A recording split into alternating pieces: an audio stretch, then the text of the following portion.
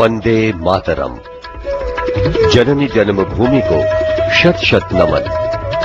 64वें स्वतंत्रता दिवस के इन गौरवमयी पलों में दूरदर्शन परिवार की ओर से देश विदेश के सभी दर्शकों को शुभकामनाएं। सभी देशवासी सराबोर हैं राष्ट्रीय पर्व स्वतंत्रता दिवस की उमंग और उल्लास से। इस बार अगस्त का महीना कुछ खास है। तीज का त्योहार, रमजान का मुकद्दस महीना और इसी महीने के दौरान रक्षाबंधन का त्योहार हम सब मिलकर मना रहे हैं। ये है हमारे देश की गंगा जमुनी संस्कृति।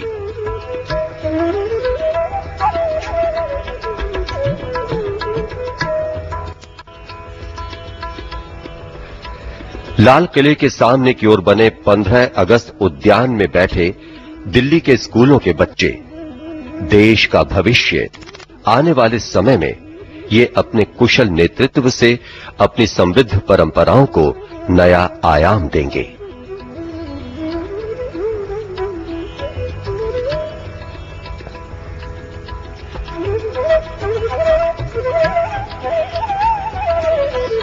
चौदह बिगुल वादक प्रधानमंत्री के आगमन का संकेत देंगे अपने बिगुल वादन से।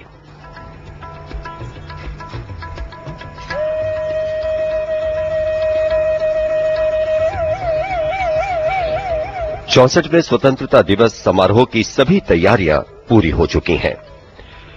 राष्ट्रीय ध्वज गार्ड, जिनका नेतृत्व कर रहे हैं विंग कमांडर जे क्रिस्टोफर, और इनमें शामिल हैं थल सेना, नौसेना, वायुसेना और दिल्ली पुलिस की टुकड़ी।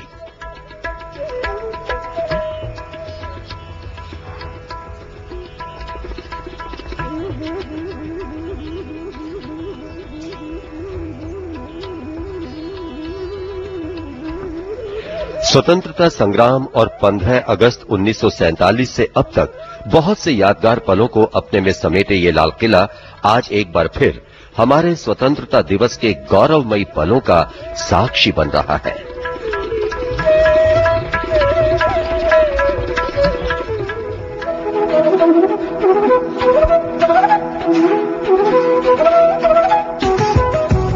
लाल किला इतिहास का एक ऐसा मौन दर्शक जिसने सदियों की जद्दोजहद को देखा है,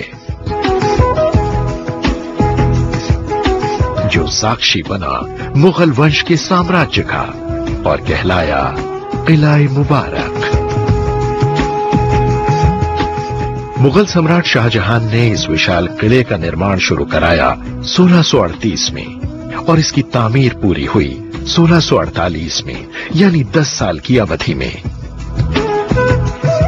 इस किले की उत्तर दिशा में लाहौरी गेट नजर आता है। अंदर दाखिल होने पर मीना बाजार के दर्शन होते हैं।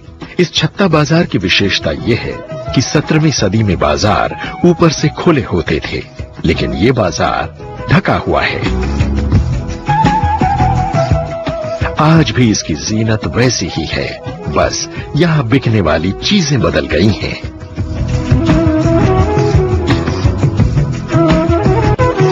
थोड़ा आगे चलें तो नक्कार खाना नजर आता है।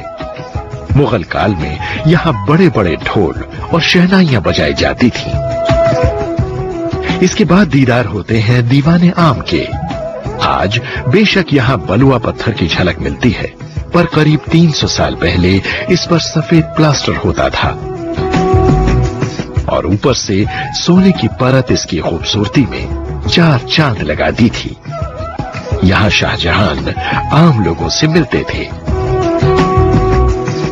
इसके बाद आता है दीवाने खास। ये जगह पूरी तरह संगमरमर से सजी है।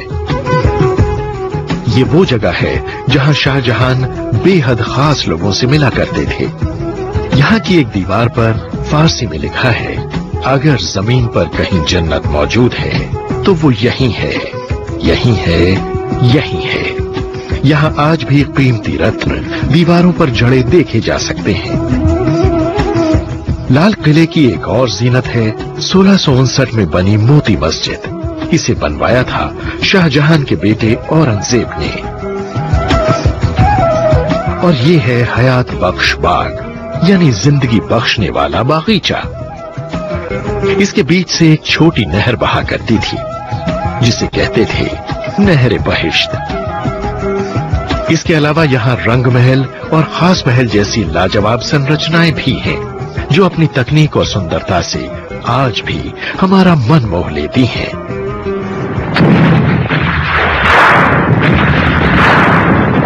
1857 के गदर में अंग्रेजों ने इस किले पर कब्जा कर लिया और उन्होंने यहाँ मौजूद रिहायशी महलों को ब्रिटिश फौज का मुख्यालय बना लिया।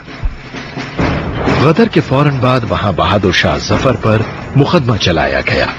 फिर 1947 में भारत ने स्वतंत्रता हासिल की। आज ये किला भारत की प्रभुसत्ता की एक प्रमुख निशानी है और प्रधानमंत्री हर स्वतंत्रता दिवस पर यहां से राष्ट्र को संबोधित करते हैं। पूरा देश शान से लहराते इस तिरंगे को ये आश्वासन देता है कि वो उसकी गरिमा, उसकी संप्रभुता और प्रतिष्ठा में दिन दूनी रात चौगुनी अभिवृद्धि करेगा।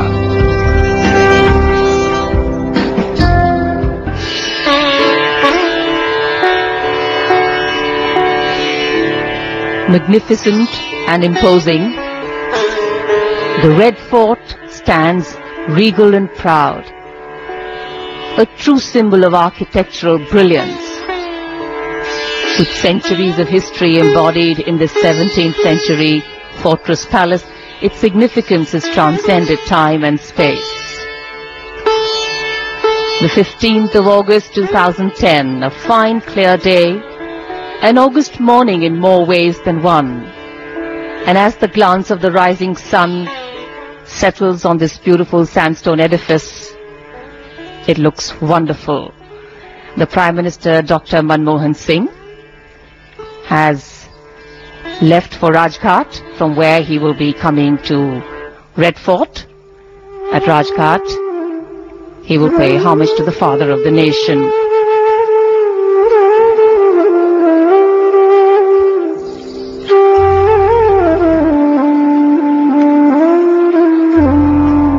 An eternal flame burns here, and this is the Prime Minister at Rajghat, the Samadhi of the father of the nation. An offering of rose petals, moments of silence and remembrance.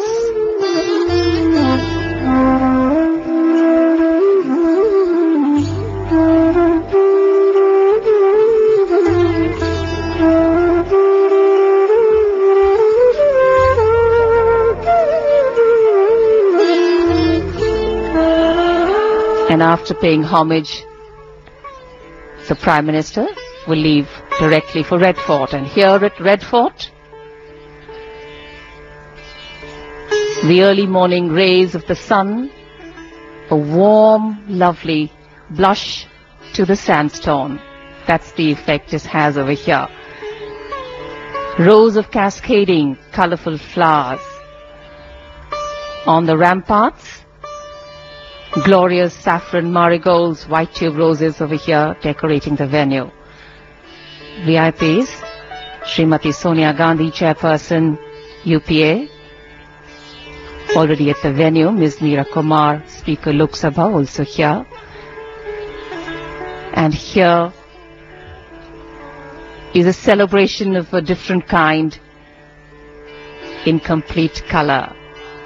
Rows of colorful flowers and greens adorning the venue.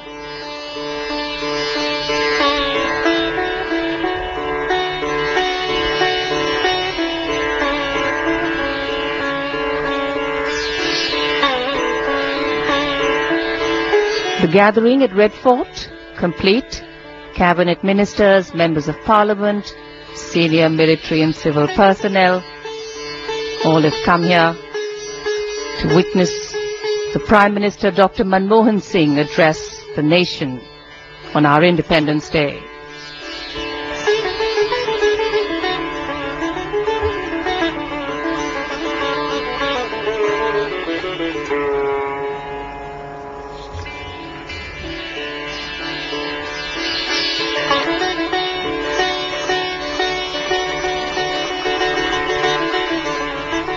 And these are the two enclosures on either side, right across the ramparts, where we have special invitees who have come here. And this is how they are going to see the ramparts. This is the view from the enclosures on either side, right across.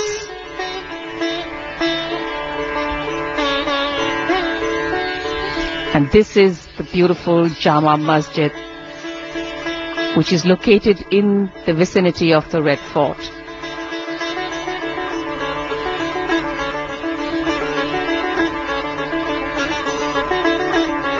And in this vicinity is Chandni Chowk, an unusual street, and as the street begins, to the left of it is the Shri Digambar Jain Lal Mandir, established in 1656 with a bird hospital. And adjacent to the Jain Mandir is the Gauri Shankar temple, built by the Maratha general Appa Gangadhar in 1761. And here you can see the saffron flags fluttering in the early morning breeze, the Arya Samaj Mandir.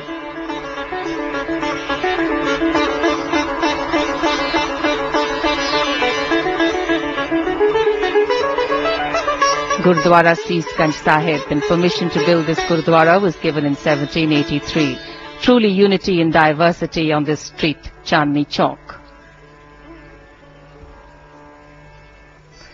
And this is a view of the street, and this is, on the street is the Central Baptist Church.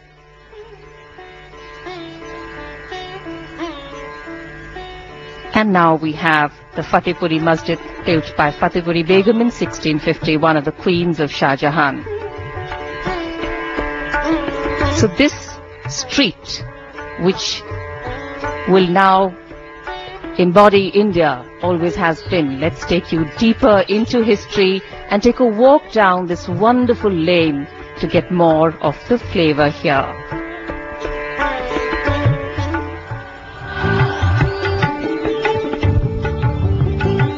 लाल किले की प्राचीर से सामने नजर डालें तो भारत का एक लघु रूप नजर आता है। इस रूप को समेटे है चांदनी चौक। चांदनी चौक 300 साल से भी ज्यादा पुराना है। इसे मुगल बादशाह शाहजहां ने 1650 में कायम किया था, जब वो अपनी राजधानी को आगरा से दिल्ली लाए थे। यहां सड़क के ठीक कोने पर स्थित है दिगंबर जैन मंदिर। बड़ा लंबा और पुराना इतिहास है इसका। मूल मंदिर 1526 में बना था। मंदिर से दाईं ओर मुड़े तो बर्ड्स हॉस्पिटल यानी पक्षी अस्पताल आ जाता है, अहिंसा और प्रेम का संदेश देता हुआ। जरा सा और आगे चलिए तो गौरी शंकर मंदिर के दर्शन होते हैं। दाईं ओर नजर दौड़ाइए तो मौजूद है क्षमा के प्रतीक ईसा मसीह को दर्शाता ये चर्च, और ये है शीशगंज गुरुद्वारा, बलिदान की पराकाष्ठा। 1675 में मुगल सम्राट औरंगजेब के हुक्म पर यहीं गुरु तेग बहादुर ने हंसते हंसते अपने शीश का दान कर दिया था। यहां सामने है ऐतिहासिक श्रद्धानंद चौक और चंद कदम आगे है टाउन हॉल। थोड़ा सा और आगे चलिए तो दीदार होते हैं फतेहपुरी मस्जिद के। इसे सन 1650 में मुगल बादशाह शाहजहां की पत्नी फतेहपुरी बेगम ने बनवाया था। ये है मस्जिद जहनुमा, फारसी में जिसका मतलब है दुनिया की झलक देने वाली मस्जिद यानी जामा मस्जिद। इस मस्जिद में 25,000 तक नमाजी एक साथ नमाज पढ़ सकते हैं। दुनिया के जाने माने शायर असदुल्ला खां गालिब का भी चांदनी चौक से गहरा ताल्लुक रहा है। यहीं उनकी हवेली भी है। इस पूरे इलाके में आज भी बीते दौर की झलक हर कहीं मिलती है। चांदनी चौक के साथ कुछ बेहद नामवर बाजार भी जुड़े हैं, मसलन चावड़ी बाजार। नई सड़क, पढ़ने वालों के लिए किताबों की जन्नत, या फिर पराठे वाली गली, जहां लज्जत की ख्वाहिश रखने वाले आज भी देश के कोने कोने से आते रहते हैं। 21वीं सदी के साथ तालमेल मिलाकर चलते 16वीं सदी के इस भारत को देखकर बरबस यकीन ही नहीं होता। लेकिन यही तो हमारे देश की विशेषता है कि हम जिस खूबी से अपने विरसे को संभाल कर रखते हैं, उतनी ही खूबी से वर्तमान के साथ गले भी लग जाते हैं।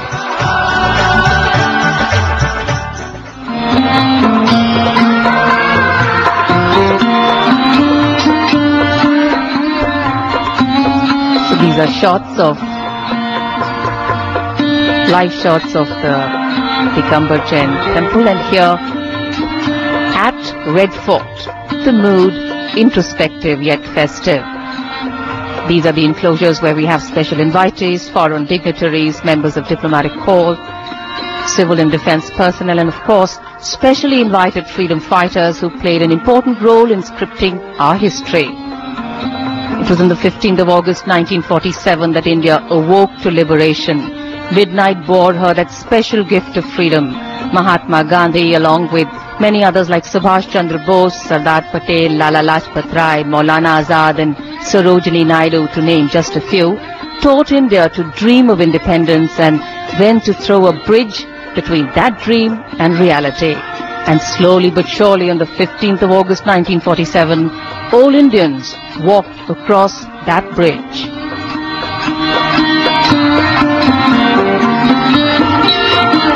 हमारे देशभक्तों और शहीदों ने जिस स्वतंत्र, समृद्ध और आत्मनिर्भर भारत का सपना देखा, उसे पूरा करेंगे और बेहतर स्वरूप देंगे हमारे ये नौनिहाल। इसी बात को कितनी खूबसूरती से कहा गया है कि हम लाए हैं तूफान से कश्ती निकाल के, इस देश को रखना मेरे बच्चों संभाल के। आज ये बच्चे लाल किले पर फहराते हुए राष्ट्रीय ध्वज को प्रदर्शित कर रहे हैं। आज स्वतंत्रता दिवस पर हम एक बार फिर नतमस्तक हैं अपने शहीदों और देशभक्तों के प्रति, जिन्होंने देश को स्वतंत्र करवाने के लिए संघर्ष किया और अंततः हम स्वतंत्र हुए। 15 अगस्त 1947 भारत के इतिहास में एक स्वर्णिम अध्याय के रूप में जुड़ गया। देश आजाद हुआ। स्वतंत्र भारत के पहले प्रधानमंत्री पंडित जवाहरलाल नेहरू ने लाल किले पर झंडा फहराया और राष्ट्र को संबोधित किया। Truly magical moment on the 15th of August 1947 when India kept her tryst with destiny. India's first Prime Minister Pandit Jawaharlal Nehru hoisting the flag at Red Fort. Lal Bahadur Shastri, India's Prime Minister from 1964 to 1966, seen inspecting the Guard of Honour. His slogan of Jai Jawan Jai Kisan and support for the Green Revolution saw him command great respect. India's first and only lady Prime Minister, Indira Gandhi. She had 3 consecutive terms from 1966 to 1997, seen here addressing the nation from the ramparts in a charismatic style. India's Prime Minister from 1977 to 1979, Morarji Desai, an Indian independence activist. Chaudhry Charan Singh, India's Prime Minister from 1979 to 1980, addressing the nation on the 15th of August 1979. In 1980, Mrs. Indira Gandhi became the Prime Minister of India for the 4th time. Dynamic and charismatic, known for her bold decisions, she is remembered as one of the greatest political leaders of India. Rajiv Gandhi, a visionary in his own right, leading a government that encouraged foreign investment and increased investment in modern technology. India's progressive Prime Minister from 1984 to 1989. He helped change India like never before. VP Singh, India's Prime Minister from December 1989 to November 1990. Prime Minister P.V. Narasimha Rao. He held office from 21st June 1991 to 16th of May 1996. And his term as Prime Minister was an eventful one in India's history. Neoliberal policies spearheaded India's economic reforms. Addressing the nation. 15th of August 1996, H.D. Devagowda addressing the nation from the historic Red Fort. August 1997, and Independence Day celebrations with I.K. Gujral as the Prime Minister. From a family of freedom fighters, he was jailed in 1942 during the Quit India movement.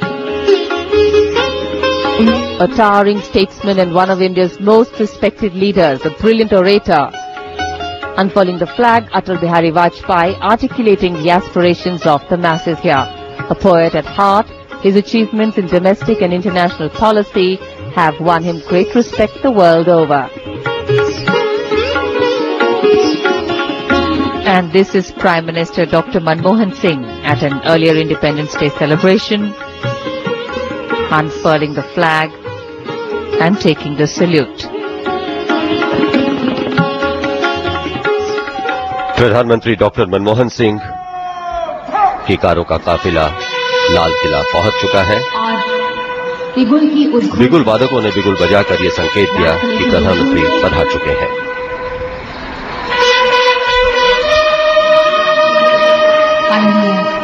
प्रधानमंत्री का शुभागमन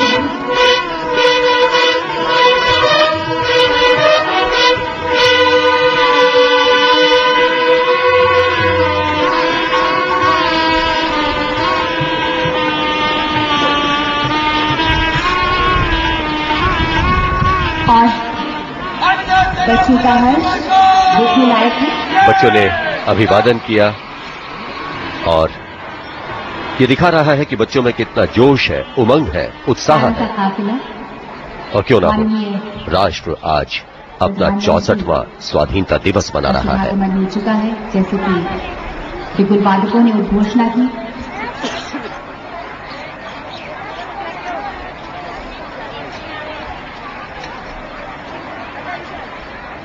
आज प्रधानमंत्री doctor Manmohan Singh के कर कमलों द्वारा ध्वजारोहण किया जाएगा। प्रधानमंत्री कुछ ही देर में सलामी गारद का निरीक्षण करेंगे। सलामी गारद उन्हें सलामी देगी। प्रधानमंत्री डॉक्टर मनमोहन सिंह का स्वागत किया रक्षा मंत्री ए.के. एंटनी, रक्षा राज्य मंत्री एम.एम. पल्लम राजू, रक्षा सचिव प्रदीप कुमार और GOC Delhi area major general Manvendra Singh ने। और अब प्रधानमंत्री सलामी मंच की ओर बढ़ते हुए सेना पुलिस सम्मान कर जनरल सैल्यूट सलामी सत निरीक्षण करेंगे। उसके पहले जनरल सैल्यूट।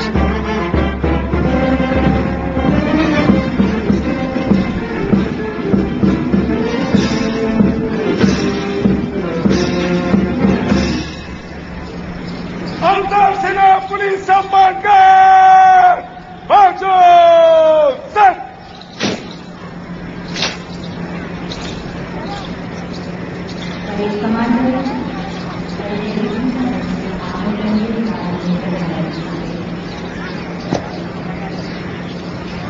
अब सेना पुलिस सम्मान कर आपके निरीक्षण के लिए हाजिर है श्रीमान।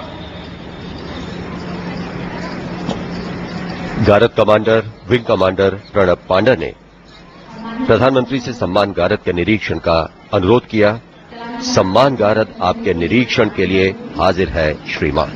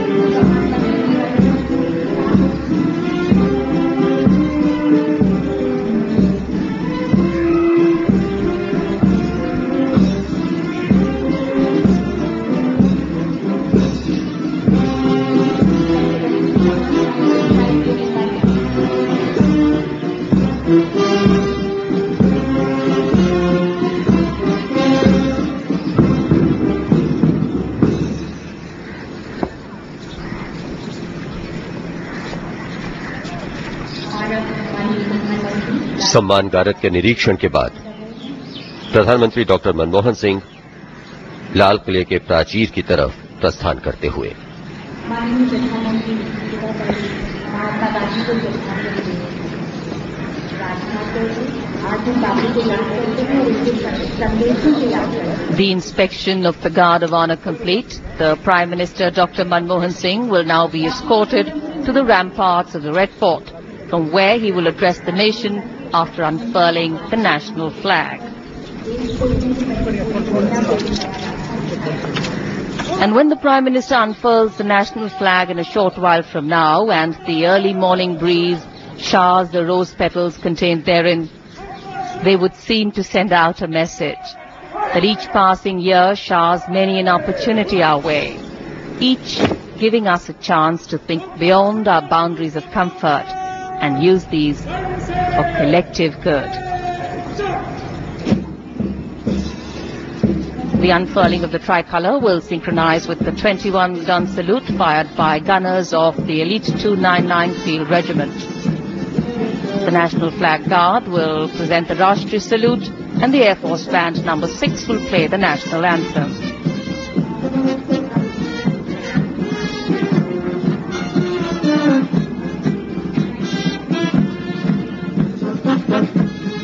In front, 3,500 school children in the formation they're displaying this year is the tricolour fluttering atop the Red Fort.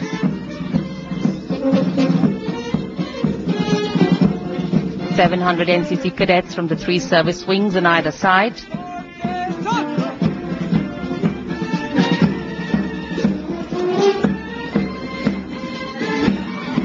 The Prime Minister being greeted on the ramparts by the 3 service chiefs and is now making his way up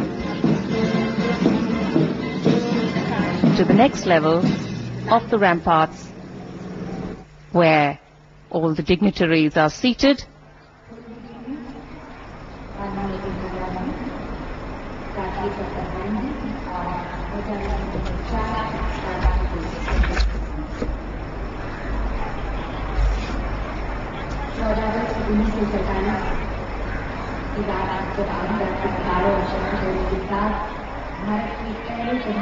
This is the wealth of the country, the future of the country.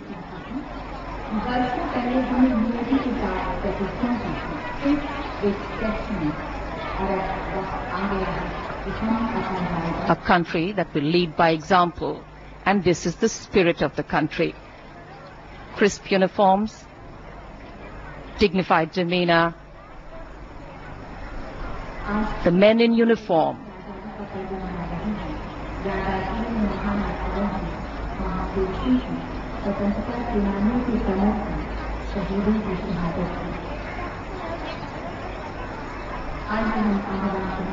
Himachal के जवान और खेती में जीवित किसान लिखे धरती से लेकर अंदर तक जो करता विज्ञान लिखे सांसों की धड़कन धड़कन कर अपना हिंदुस्तान लिखे.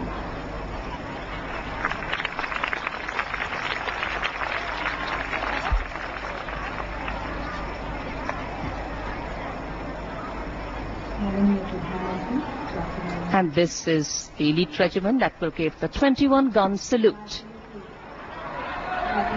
The Prime Minister going up to dais from where he will address the nation.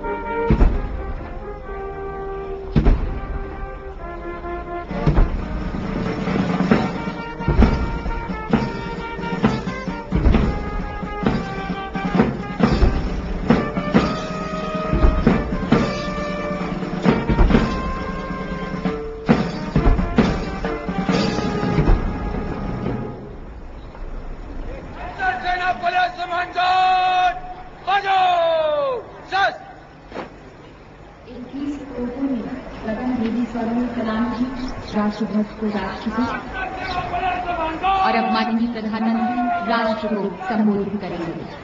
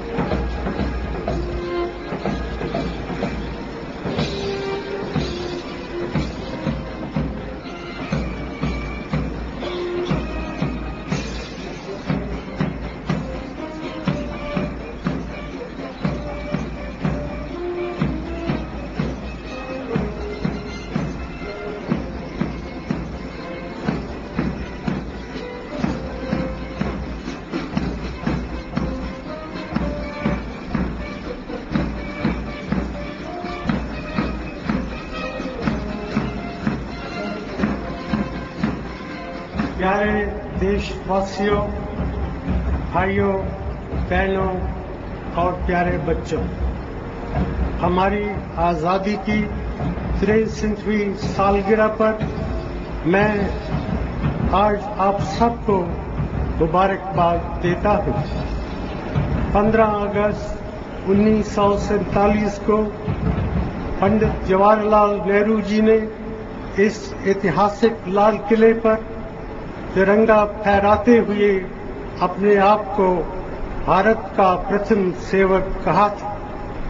मैं आज उसी भावना के साथ आपको संबोधित कर रहा हूं। अभी कुछ दिन पहले लद्दाख में बादल फटने से बहुत से लोगों में और बहुत से लोगों की जानें गईं।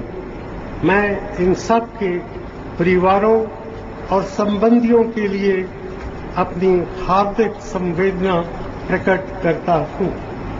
दुख की इस घड़ी में सारा देश लद्दाख के लोगों के साथ है। मैं ये भी भरोसा दिलाना चाहता हूं कि लद्दाख में पुनर्वास के लिए भारत सरकार हर संभव कदम उठाएगी। पिछले साल 15 अगस्त को जब मैंने आपके सामने अपनी बात रखी थी, उस वक्त हमारा देश कई मुश्किलों का सामना कर रहा था। देश के कई हिस्सों में सूखे के हालात, दुनिया भर में छाई आर्थिक मंदी का भी हम पर असर था। मुझे ये कहते हुए खुशी है कि हमने डटकर इन कठिन परिस्थितियों का मुकाबला किया। बहुत सी मुश्किलों के बावजूद हमारे आर्थिक विकास की दर दुनिया के ज्यादातर देशों से बेहतर रही है।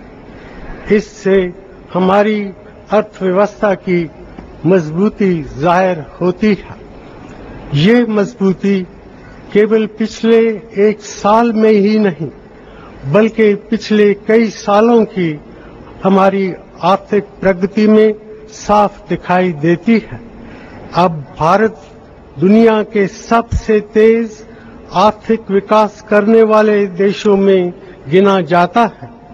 दुनिया का सबसे बड़ा हमारा लोकतंत्र दूसरे देशों के लिए एक मिसाल बन गया है। हमारे देश में हर नागरिक को अपनी आवाज उठाने का हक है। आज दुनिया भर में हमारा आदर और सम्मान है।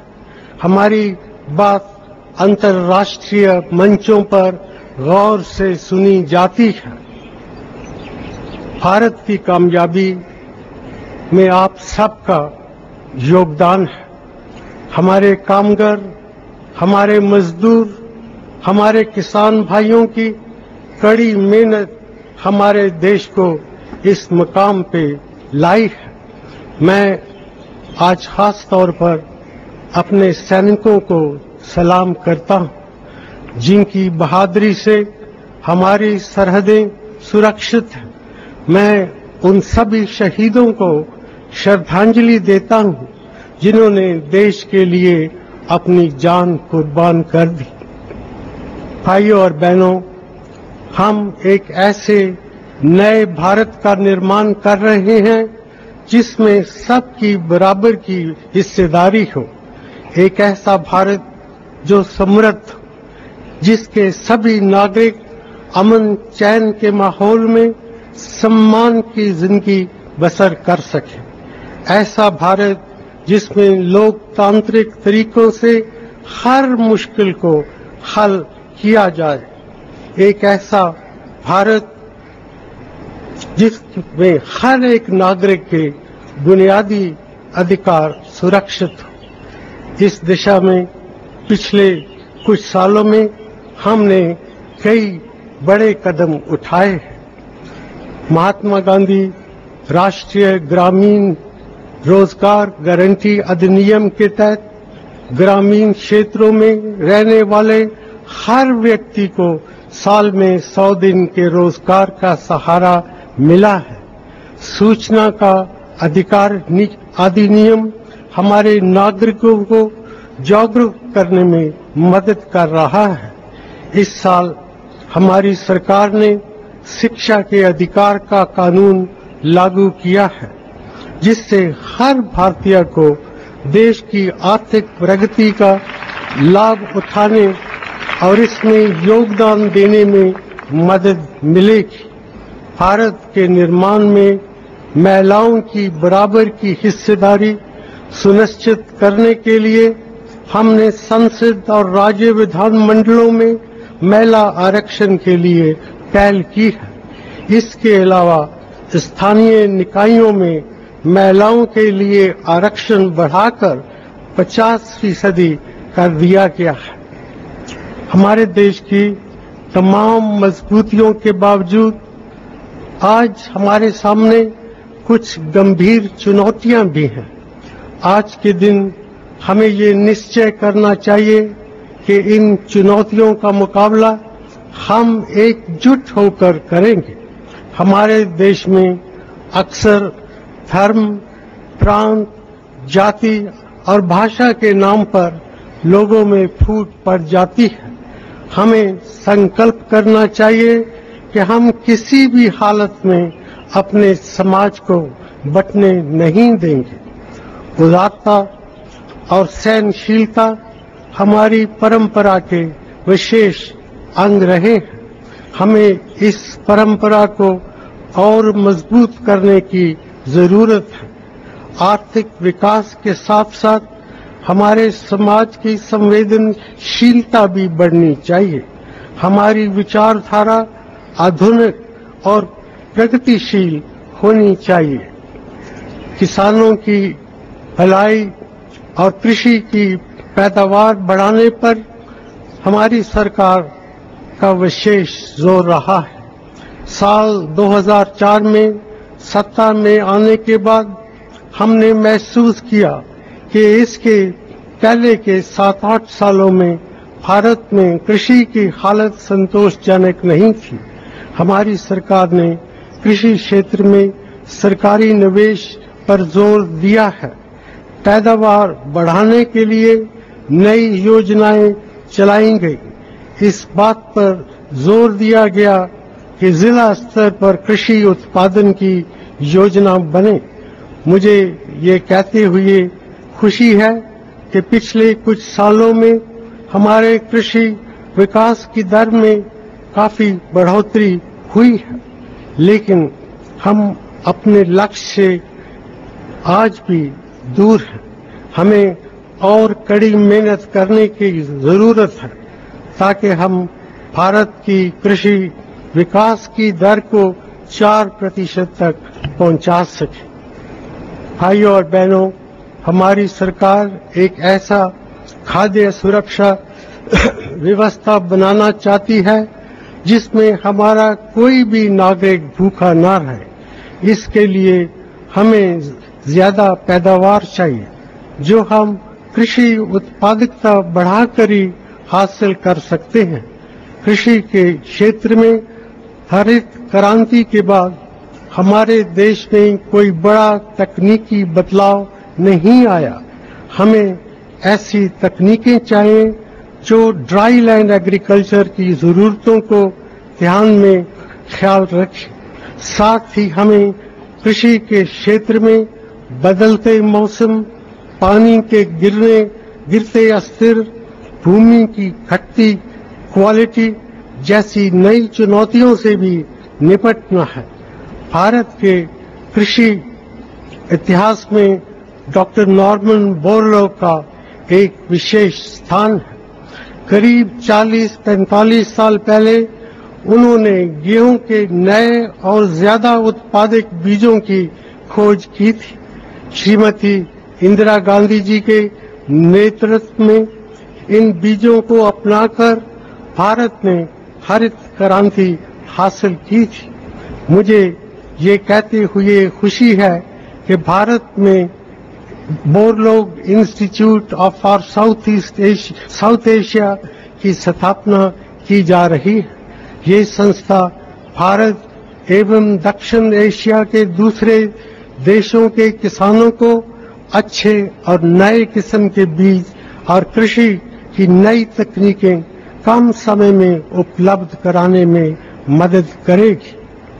हमने इस बात का भी हमेशा ख्याल रखा है कि किसानों को फसलों के वाजिब दाम मिले ताकि वो पैदावार में बढ़ोतरी करने के लिए प्रोत्साहित हो सके। पिछले 6 सालों में समर्थन मूल्यों में लगातार बढ़ोतरी की गई है। जहां वर्ष 2003-04 में गेहूं का समर्थन मूल्य 630 रुपए प्रति क्विंटल था, वहीं पिछले साल तक इसे बढ़ाकर 1100 रुपए प्रति क्विंटल किया गया। धान में भी ये बढ़ोतरी 550 रुपए प्रति क्विंटल से 1000 रुपए प्रति क्विंटल हुई, पर किसानों को फसल के ज्यादा दाम मिलने का एक असर ये भी होता है कि बाजार में खाद्य पदार्थों के दाम बढ़ जाते हैं। मैं जानता हूं कि पिछले कुछ महीनों से आप बढ़ती हुई कीमतों से परेशान हैं। बढ़ती कीमतों का सबसे ज्यादा असर हमारी गरीब जनता पर पड़ता है, खास तौर पर तब जब अनाज, दाल, सब्जी जैसी रोजमर्रा की चीजों के दाम बढ़ते हैं। इसीलिए हमने इस बात का पूरा ख्याल रखा है कि बाजार में बढ़ते हुए दामों का बोझ हमारे गरीब भाई बहनों को न उठाना पड़े। मैं आज विस्तार से बढ़ती कीमतों के कारण नहीं गिनाना चाहता, लेकिन मैं इतना जरूर कहना चाहूंगा कि हम महंगाई को कम करने की हर मुमकिन कोशिश में लगे हैं और मुझे भरोसा है कि हमें इसमें कामयाबी भी मिलेगी। ये आसानी से समझ आने वाली बात है कि कोई भी व्यक्ति या संस्था लंबे समय तक अपनी आमदनी से ज्यादा खर्च नहीं कर सकती, चाहे वो सरकार ही क्यों न हो।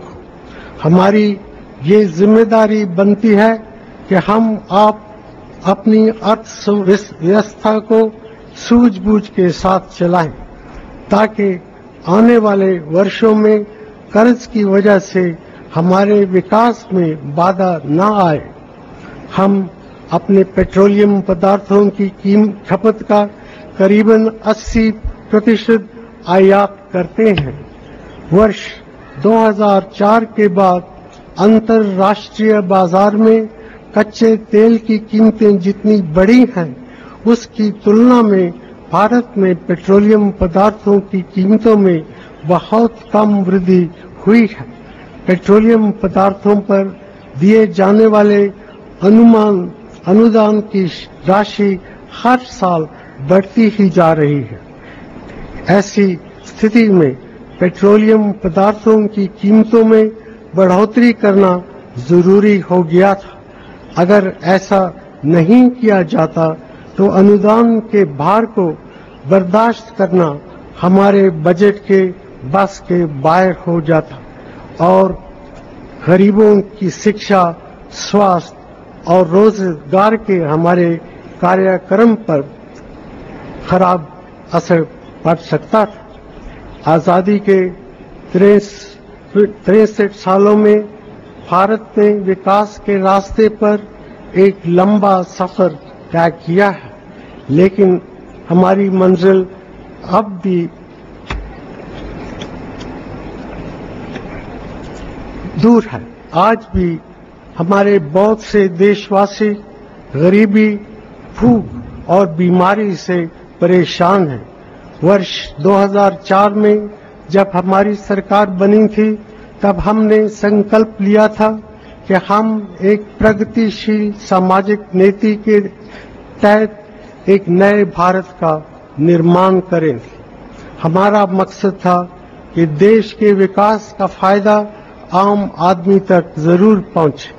हमने ऐसे कार्यक्रम शुरू किए जिनसे विशेष रूप से समाज के आर्थिक और सामाजिक रूप से पिछड़े लोगों का कल्याण हो।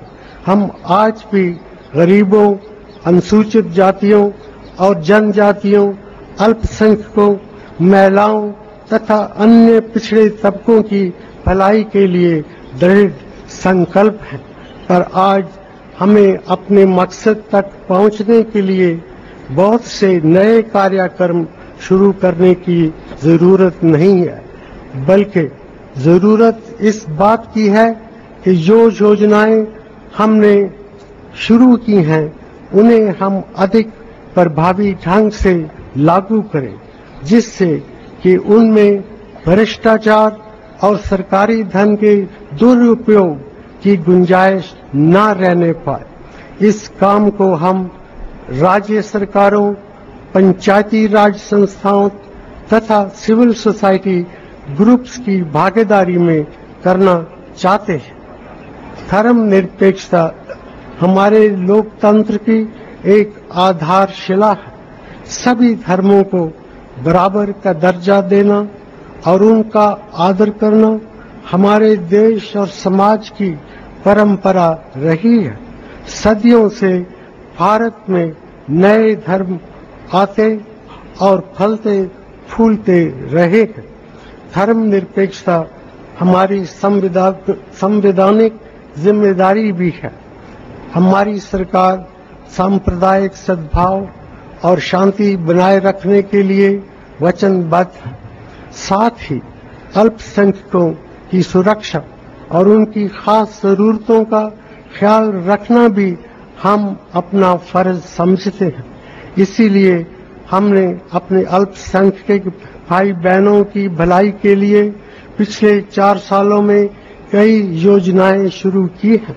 उनमें अल्पसंख्यक बच्चों के लिए वजीफे और ऐसे जिलों के विकास के लिए खास प्रोग्राम शामिल हैं जहां हमारे अल्पसंख्यक भाई बहनों की संख्या अधिक है। इन योजनाओं के अच्छे नतीजे सामने आए हैं। हमारी सरकार इस काम को और तेजी से आगे बढ़ाएगी। पिछले 6 सालों से हम शिक्षा और स्वास्थ्य के क्षेत्रों पर विशेष ध्यान दे रहे हैं। इन 2 क्षेत्रों का सुधार इंक्लूसिव विकास की हमारी रणनीति का एक महत्वपूर्ण अंग है। आने वाले सालों में तेज आर्थिक विकास के लिए ये बहुत जरूरी है। आजादी के बाद इन 2 क्षेत्रों पर हम उतना ध्यान नहीं दे सके जितना जरूरी था, लेकिन 11वीं पंचवर्षीय योजना में हमने इस स्थिति को बदलने की कोशिश की है। आज प्राथमिक शिक्षा तक करीब करीब हर बच्चे की पहुंच है।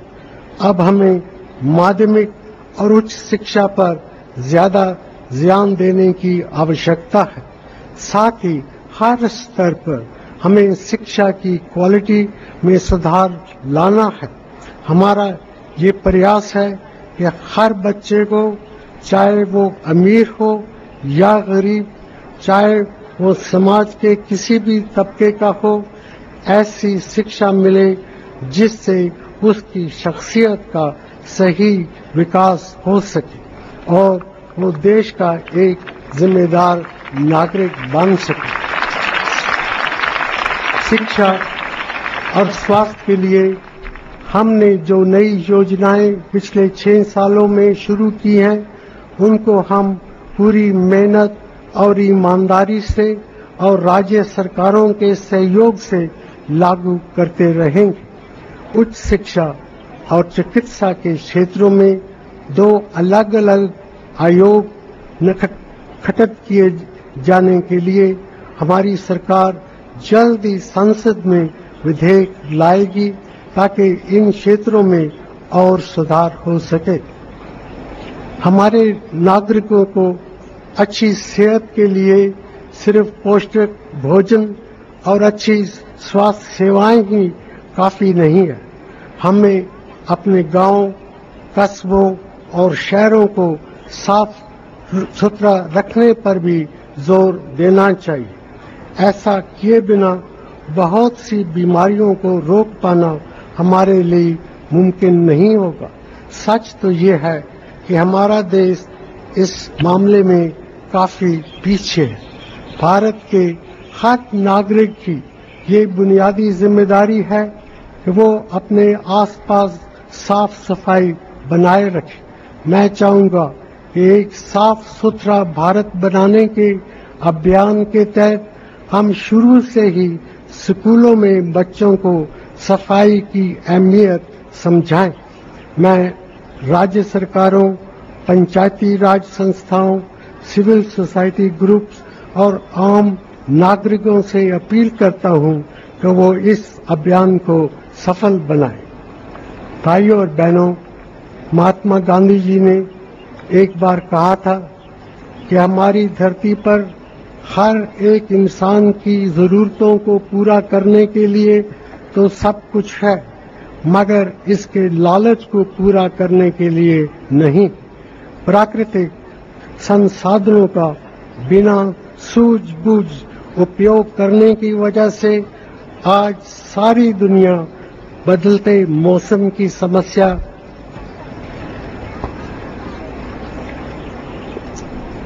से निपटने की कोशिश कर रही है। हमने अपने प्राकृतिक संसाधनों का इस्तेमाल सावधानी और किफायत से करना चाहिए। आने वाले पीढ़ियों के लिए अपने जंगलों, अपनी नदियों, अपने पहाड़ों की सुरक्षा करना हमारी खास जिम्मेदारी है। हमारी सरकार की कोशिश रहेगी कि देश के आर्थिक विकास की योजनाओं में पर्यावरण की जरूरतों का पूरा ख्याल रखा जाए। हमारे बुनियादी ढांचे में काफी कमियां हैं, जिनका हमारे आर्थिक विकास पर बहुत बुरा असर पड़ता है। उद्योगों के लिए बिजली की पर्याप्त आपूर्ति नहीं हो पाती है। हमारी सड़कें, बंदरगाह और हवाई अड्डे विश्व स्तर के नहीं हैं। हम बिजली का उत्पादन बढ़ाने और अपनी सड़कों, बंदरगाहों और हवाई अड्डों को बेहतर बनाने की लगातार कोशिश करते रहे हैं। अच्छा बुनियादी ढांचा बनाने के लिए जितने संसाधन चाहिए उतने सरकार के लिए अकेले जुटा पाना मुश्किल है। इसीलिए इस काम में हमने निजी क्षेत्र की भागीदारी के लिए व्यवस्थाएं बनाने की कोशिश की है। वर्ष 2004 के बाद हमने अपना बुनियादी ढांचा मजबूत करने के लिए जो प्रयास किए हैं उनके नतीजे अब सामने आने लगे हैं। करीब 1.5 महीने पहले मैंने दिल्ली हवाई अड्डे के नए टर्मिनल को देश को समर्पित किया। ये एक शानदार टर्मिनल है जो एक रिकॉर्ड समय में पूरा किया गया है। हम अपने बुनियादी ढांचे में सुधार लाने के लिए इस तरह की कोशिशें जारी रखेंगे।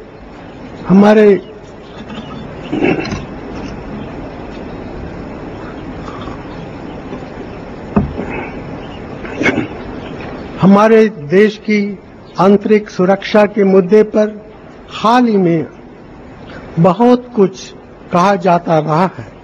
यदि भारत के किसी भी हिस्से में कानून व्यवस्था बिगड़ती है या अमन चैन की कमी होती है तो उसका खमियाजा आम आदमी को भुगतना पड़ता है।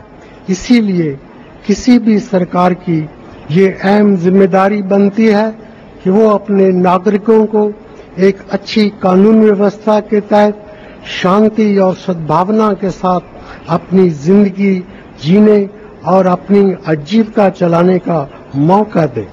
हमारी आंतरिक सुरक्षा के लिए नक्सलवाद एक गंभीर समस्या है।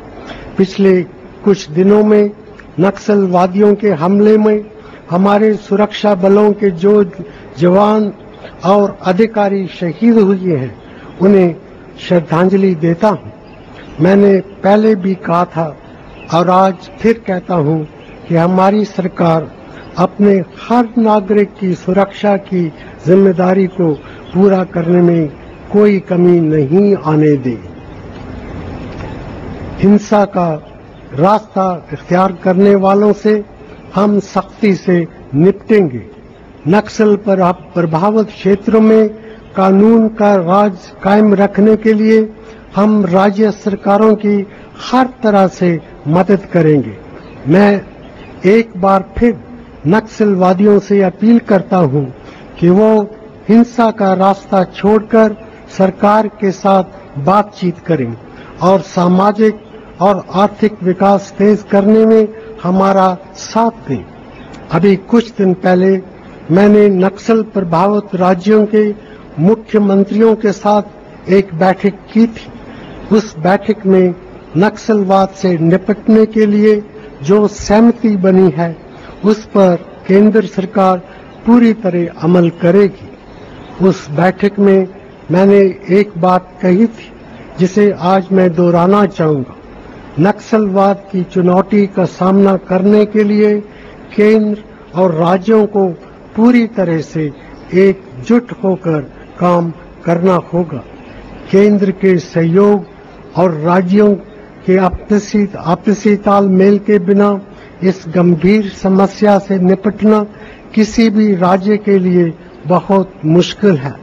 हम सभी को चाहिए कि अपने निजी और राजनीतिक स्वार्थों से ऊपर उठकर इस चुनौती का सामना करें। जैसा कि मैंने पहले भी कई बार कहा है, ज्यादातर नक्सलवाद प्रभावित क्षेत्र विकास के मामले में बहुत पिछड़े हुए हैं। इनमें वो क्षेत्र भी हैं जहां ज्यादातर हमारे आदिवासी भाई बहन रहते हैं। इन क्षेत्रों के प्रति सालों से बरती गई लापरवाही को हम खत्म करना चाहते हैं। इन क्षेत्रों के विकास के लिए मैंने योजना आयोग को एक विस्तृत योजना बनाने को कहा है, जिस पर हम पूरी तरह से अमल करेंगे। हमारा ये भी प्रयास है कि हमारे आदिवासी भाई बहन देश के विकास की मुख्य धारा में शामिल हो सके। वो सदियों से वन उपज पर निर्भर रहे हैं और इस निर्भरता का अंत आजीविका के नए साधन बनाए बिना नहीं होना चाहिए। उनसे जो जमीन विकास की योजनाओं के लिए ली जाती है उसके बदले में उचित मुआवजे के साथ इन क्षेत्रों के विकास में भी उनकी पूरी हिस्सेदारी होनी चाहिए। इन क्षेत्रों के संबंध में मैं एक बात और कहना चाहूंगा। यहाँ पर प्रशासन को संवेदनशील बनाना विशेष रूप से आवश्यक है। इन क्षेत्रों में जो सरकारी अधिकारी काम करते हैं उन्हें मेहनती होने के साथ साथ हमारे आदिवासी भाई बहनों की खास जरूरतों का भी ख्याल रखना होगा। मेरी राज्य सरकारों से ये उम्मीद है कि वो इस बात पर खास ध्यान देंगे। उत्तर पूर्व के राज्यों के प्रति हमारी एक विशेष जिम्मेदारी है। हम उसे निभाने की पूरी कोशिश कर रहे हैं। अभी हाल ही में उत्तर पूर्व में कुछ अप्रिय घटनाएं हुई। मैं उत्तर पूर्व के सभी राजनीतिक दलों और गुटों से ये कहना चाहता हूं कि प्रांत या जनजाति के नाम पर विवाद करने से हम सबका नुकसान ही होगा। उलझे हुए मुद्दों को सुलझाने के लिए सिर्फ बातचीत ही एक तरीका है। जहां तक केंद्र सरकार का सवाल है, हम ऐसी हर बातचीत के सिलसिले को बढ़ावा देने के लिए तैयार हैं जिससे समस्याओं को सुलझाने की दिशा में आगे बढ़ा जा सके। जम्मू कश्मीर में भी हम हर उस व्यक्ति या गुट से बातचीत करने को तैयार हैं जो हिंसा का रास्ता छोड़ दे। कश्मीर भारत का एक अभिन्न हिस्सा है। इस दायरे के अंदर हम हर ऐसी बातचीत को आगे बढ़ाने को तैयार हैं जिससे जम्मू और कश्मीर के आम आदमी की सत्ता में हिस्सेदारी और सहूलतें बढ़ पाए। अभी हाल ही में जम्मू कश्मीर में खून खराबे में कुछ नौजवानों की जानें गईं, जिसका मुझे बेहद ही अफसोस है। बरसों के खून खराबे का अब अंत होना चाहिए। इस खून खराबे से किसी को कुछ हासिल नहीं होने वाला। मेरा मानना है कि भारत के लोकतंत्र में इतनी उदारता है कि वो किसी भी हिस्से और गुट की मुश्किलों को हल कर सके। अभी हाल ही में मैंने जम्मू और कश्मीर के राजनीतिक दलों के साथ एक बैठक की है। हम इस सिलसिले को और आगे बढ़ाने की कोशिश करेंगे। मैं अपने देशवासियों से, खास तौर पर उन नागरिकों से जो जम्मू कश्मीर और उत्तर पूर्व में रहते हैं, ये कहना चाहता हूं कि वो लोकतांत्रिक तौर तरीकों से अपनी और देश की बेहतरी के लिए हमारे साथ मिलकर काम करें। भाइयों और बहनों, हम अपने पड़ोसी देशों में अमन, चैन और खुशहाली चाहते हैं। पड़ोसी देशों से हमारे जो भी मतभेद हैं, उन्हें हम बातचीत के जरिए हल करना चाहते हैं। जहां तक पाकिस्तान का ताल्लुक है, हम उनसे ये उम्मीद करते हैं कि वो अपनी जमीन का इस्तेमाल भारत के खिलाफ दहशतगर्दी की गतिविधियों के लिए नहीं होने देंगे। पाकिस्तान के साथ हमारी जो भी बातचीत हुई है, इसमें हम इस बात पर जोर देते रहे हैं। अगर ऐसा नहीं हो पाता तो बातचीत का कोई भी सिलसिला बहुत आगे नहीं बढ़ पाएगा। मैं एक बात और कहना चाहता हूं, जो हमारी संस्कृति और गौरवशाली परंपराओं से जुड़ी हुई है। पिछले कुछ दिनों में हमारी राजनीति में कठोर बातों और कड़वे शब्दों का इस्तेमाल बढ़ गया है। यह हमारी उदारता, विनम्रता और सहनशीलता की परंपरा के विरुद्ध है। लोकतंत्र में एक प्रगतिशील समाज में आलोचना का अपना स्थान है, पर आलोचना मर्यादा की सीमा में होनी चाहिए। हमारे देश में महत्वपूर्ण मुद्दों पर बहस में परस्पर विरोधी विचारधाराओं के लिए गुंजाइश है और होनी भी चाहिए। मैं सभी राजनीतिक दलों से अनुरोध करता हूं कि वो इस विषय पर जरूर विचार करें। करीब 1.5 महीने के बाद दिल्ली में कॉमनवेल्थ गेम्स शुरू होंगे। ये एक पूरे देश के लिए और खासकर दिल्ली के लिए एक गौरवपूर्ण अवसर है।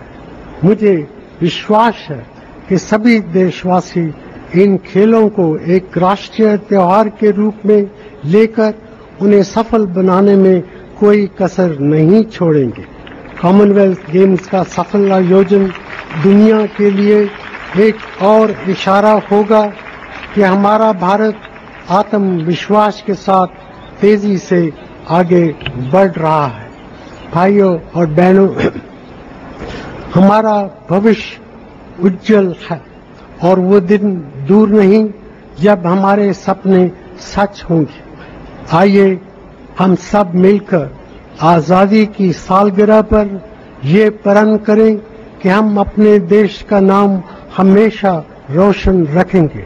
प्रगति और खुशहाली के रास्ते पर आइए हम सब मिलकर आगे कदम बढ़ाएं। प्यारे बच्चों, आप सब मेरे साथ मिलकर 3 बार अब